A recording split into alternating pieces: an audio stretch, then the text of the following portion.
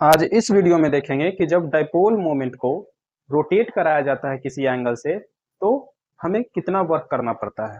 Just वैसे ही जब हम किसी बॉडी को लीनियरली डिस्प्लेस कराते हैं कुछ फोर्स लगाकर और कुछ डिस्प्लेसमेंट कराते हैं तो मुझे कुछ वर्क करना पड़ता है एफ एस कोस थीटा, है ना। वैसे ही इसमें भी कुछ वर्क करना पड़ता होगा, तो वो कितना वर्क करना है वो हमें निकालना है। तो मान लो इस तरीके से इलेक्ट्रिक फील्ड है और ये हमारा डाइपोल मोमेंट है। ये डाइपोल है, ठीक है। ये डाइपोल है और डाइपोल मोमेंट इसके वैल्यू को कहा जाता है, ठीक है। डाइपोल का डाइपोल मोमेंट, ओके। जैसे क्यू है और ये लेंथ मान लो ये सेंटर ओ है और ये ए, तो इसका डाइपोल मोमेंट ये होगा। तो मान लो ये पहले ऐसे था, ये इस तरीके से था। अब इसको इस तरीके से रोटेट कराकर थीटा एंगल पर ले आए, तो हमने कितना काम किया, वर्क कितना किया, तो ये हमें निकालना है।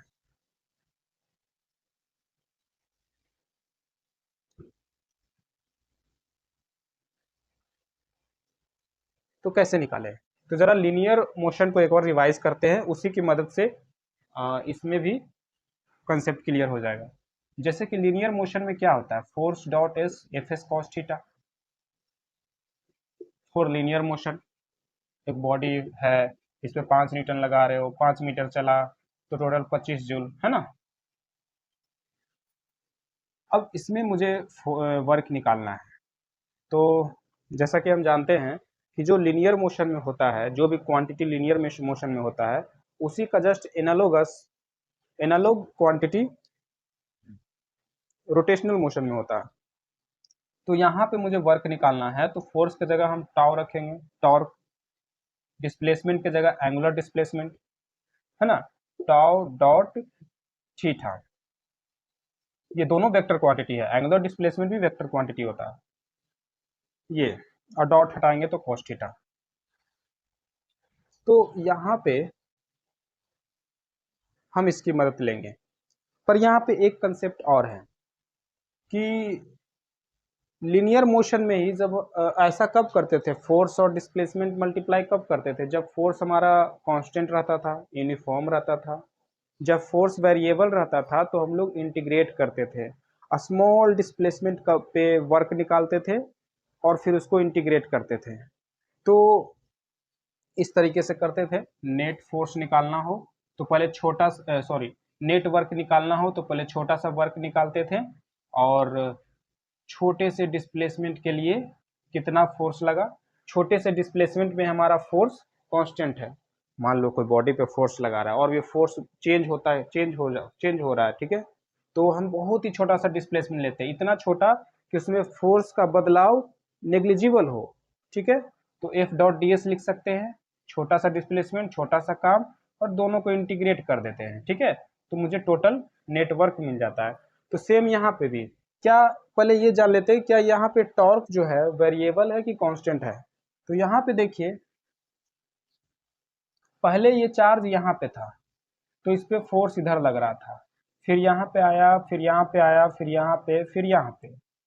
एंगल बदल रहा है ना, धीरे धीरे एंगल वेरी कर रहा है। तो फोर्स तो हर जगह क्यू ही लग रहा है इस डायरेक्शन में, क्योंकि हर जगह इलेक्ट्रिक फील्ड कांस्टेंट है, यूनिफॉर्म इलेक्ट्रिक फील्ड में है। तो इलेक्ट्रिक फील्ड फोर्स की वजह से टॉर्क तो चेंज हो नहीं रहा है। टॉर्क का फॉर्मूला क्या होता है, तो टॉर्क होता है आर क्रॉस एफ। हमने पिछले वीडियो में इसका रिवीजन किया, आर क्रॉस एफ, और इसको आप सॉल्व करोगे तो पी ई साइन थीटा आएगा। तो पी जो कि कांस्टेंट है, इलेक्ट्रिक फील्ड कांस्टेंट है, तो यहाँ पे टॉर्क जो है एंगल की वजह से चेंज हो रहा है, कभी 30 डिग्री, कभी 45 डिग्री, कभी 60 डिग्री। तो अलग अलग एंगल पे अलग अलग टॉर्क होगा। तो यहाँ पे वेरिएबल टॉर्क है, तो वेरिएबल टॉर्क है तो यहाँ पे हम इंटीग्रेशन करेंगे,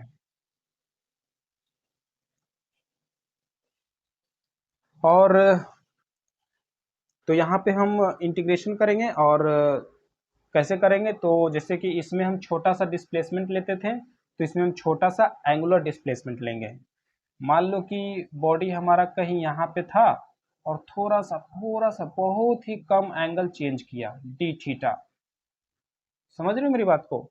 जैसे ऐसे था तो थोड़ा सा चेंज किया डी थीटा, ये बहुत ही छोटा एंगल है। ओके, और ये इस तरीके से था तो ऐसे हुआ।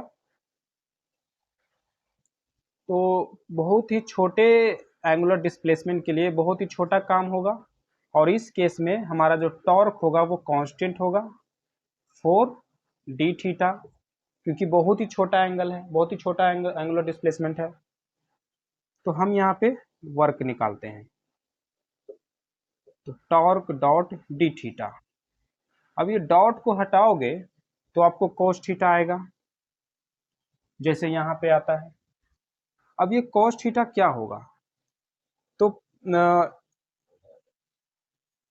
cos theta is a angle between torque and D theta. तो देखते हैं टॉर्क और एंगुलर डिस्प्लेसमेंट में, टॉर्क और एंगुलर डिस्प्लेसमेंट के बीच कितना एंगल है। तो इस बॉडी पे, इस सिस्टम पे या इस फोर्स पे कितना टॉर्क लग रहा है, किधर टॉर्क लग रहा है। तो टॉर्क निकालना है तो सिंपल ये, अगर आप ओरिजिन यहाँ से मान के चलते हो, ये आर और ये एफ, तो आर क्रॉस एफ तो नीचे है, और एंगुलर डिस्प्लेसमेंट, तो एंगल इस तरीके से चेंज हो रहा है एंटी क्लॉकवाइज, तो ये बाहर है। पर यहाँ पे एक बात और ध्यान देने वाली है कि आप जो वर्क निकाल रहे हो, किसका वर्क निकाल रहे हो? एजेंट जो इस तरीके से घुमाया है उसका वर्क निकालना चाह रहे हो, या इस इलेक्ट्रिक फील्ड की वजह से वर्क निकालना चाहते हो। जैसे कि ये मार्कर है, ग्रेविटेशनल फील्ड से अट्रैक्टेड है, ओके, ग्रेविटी की वजह से अट्रैक्टेड है, और इसे हम धीरे धीरे ऊपर लाए। तो हम कुछ काम किए, मेरा फोर्स का डायरेक्शन ऊपर था, डिस्प्लेसमेंट का डायरेक्शन ऊपर था, तो हमने पॉजिटिव वर्क किया। साथ ही साथ अर्थ निगेटिव वर्क किया। तो वैसे ही यहाँ पे ये ऐसे था, हम इस पे इधर इधर फोर्स लगाएं और एक हाथ से इधर फोर्स लगाएं और इसको ऐसे ले आए, तो हम फोर्स इधर लगाएं, ठीक है, और साथ ही साथ ये इलेक्ट्रिक फील्ड इधर फोर्स लगा रहा था, है ना। तो मेरा वर्क जो होगा पॉजिटिव होगा, और इलेक्ट्रिक फील्ड के द्वारा जो वर्क होगा वो निगेटिव होगा। ऐसे देखिए, हम हर पल फोर्स इधर लगा रहे थे, इलेक्ट्रिक फील्ड के जस्ट ऑपोजिट, इलेक्ट्रिक फील्ड इधर फोर्स लगा रहा था, हम इधर लगा रहे थे, धीरे धीरे इधर। तो मेरा अगर टॉर्क निकाला जाए, तो मान लो इस केस में टॉर्क निकाला जाए, तो ये आर, और फोर्स हम इधर लगा रहे थे तो आर क्रॉस एफ, तो मेरा टॉर्क का डायरेक्शन ऊपर आया, और एंगुलर डिस्प्लेसमेंट एंगल ऐसे चेंज हो रहा है, तो इस वजह से भी ऐसे करेंगे तो ऊपर ही आया। तो एंगुलर डिस्प्लेसमेंट का डायरेक्शन और टॉर्क के डायरेक्शन दोनों सेम है मेरे केस में, तो मेरा वर्क पॉजिटिव होगा। दोनों सेम है तो दोनों के बीच का एंगल 0 है, तो cos 0 बराबर 1। पर अगर हम यहाँ पे work done by electric field निकालना चाहते हैं, तो टॉर्क निकालेंगे तो r cross F into the board, और angular displacement out of the board, तो दोनों अपोजिट है, तो 180 डिग्री है, तो यहाँ 180 रखेंगे तो cos 180 होता है माइनस, तो इलेक्ट्रिक फील्ड के द्वारा निगेटिव वर्क होगा, मेरे द्वारा पॉजिटिव वर्क होगा। तो हम यहाँ चाहते हैं अपने द्वारा वर्क निकालना, तो यहाँ पे हम एक्सटर्नल टॉर्क लिखेंगे। अब आगे बढ़ते हैं, तो एक्सटर्नल टॉर्क है, और तो यहाँ पे हम लिख देते हैं कि torque and angular displacement are in same direction for external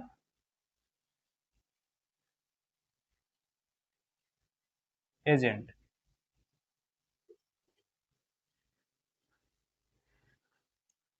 या एक्सटर्नल फोर्स या बोल सकते हो, या एक्सटर्नल टॉर्क भी बोल सकते हो, टॉर्क ही बोल देते हैं, ठीक है। एक्सटर्नल टॉर्क हम लगा रहे हैं, इंटरनल टॉर्क ये इलेक्ट्रिक फील्ड लगा रहा है। सो थीटा इज 0 डिग्री, तो थीटा 0 डिग्री है, तो मेरा टॉर्क, ये मेरा जो वर्क है वो ये हो जाएगा।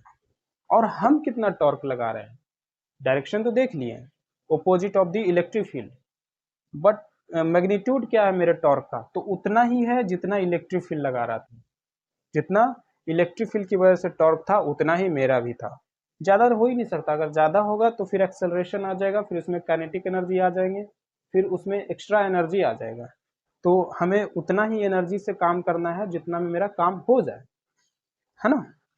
अब जैसे इस मार्कर को ऊपर लाना है तो हम उतना ही फोर्स से ऊपर लाएंगे जितना अर्थ इसे खींच रही है। लाने के दो तरीके हैं, एक धीरे धीरे जितना अर्थ खींच रहा है उतना ही, और एक ऐसे। तो इस केस में हम ज़्यादा मेहनत कर लिए, ज़्यादा एनर्जी दे दिए।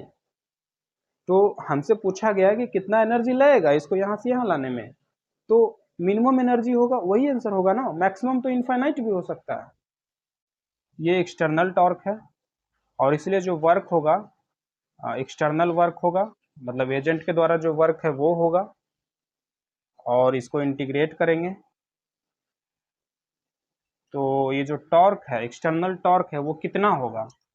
ये एक्सटर्नल टॉर्क इंटरनल टॉर्क के बराबर होगा बट अपोजिट होगा, इसलिए निगेटिव दिया यहाँ पे। और ये इंटरनल टॉर्क कितना होता है, P क्रॉस E, मतलब PE साइन थीटा। तो यहाँ पे हम लिखेंगे minus PE sine theta D theta, और इसे हम इंटीग्रेट करेंगे तो ये वर्क डन बाय एजेंट हो जाएगा। अब ये निगेटिव बाहर निकालते हैं और इसे PE को भी बाहर निकालते हैं,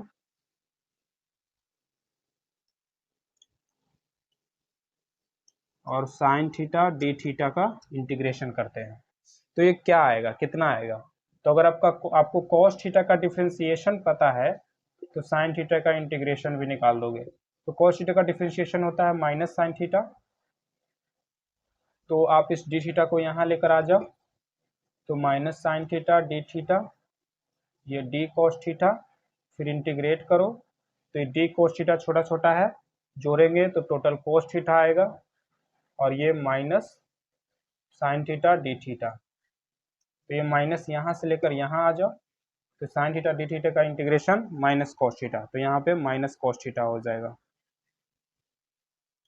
तो minus PE minus cos theta. और हम कहाँ से कहाँ इंटीग्रेट कर रहे हैं, तो मान लो यहाँ पे था ना मेरा पहला इनिशियल पोजीशन ये था, तो 0 से थीटा डिग्री, या अगर आपका इनिशियल पोजीशन 30 डिग्री पे हो, मान लो पहले ही 30 डिग्री पे हो और आप 30 से 45 डिग्री कर दिए, है ना, तो आप यहाँ पे लिखोगे 30 से 45, या आपका इस केस में जिस केस के हम बात कर रहे हैं उसमें 0 से थीटा तक किए तो आप लिखोगे 0 से थीटा, तो आप जो भी लिख सकते हो। तो हम यहाँ पे लिख देते हैं θ1 से θ2।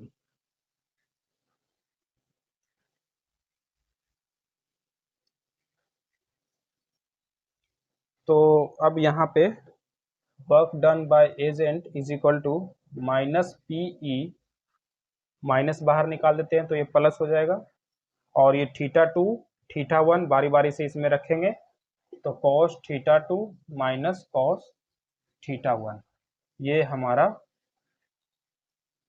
हो जाएगा वर्क डन बाय एजेंट।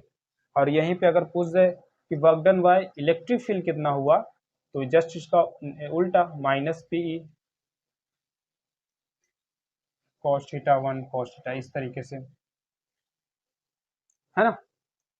तो ये पूरा रहा वर्क।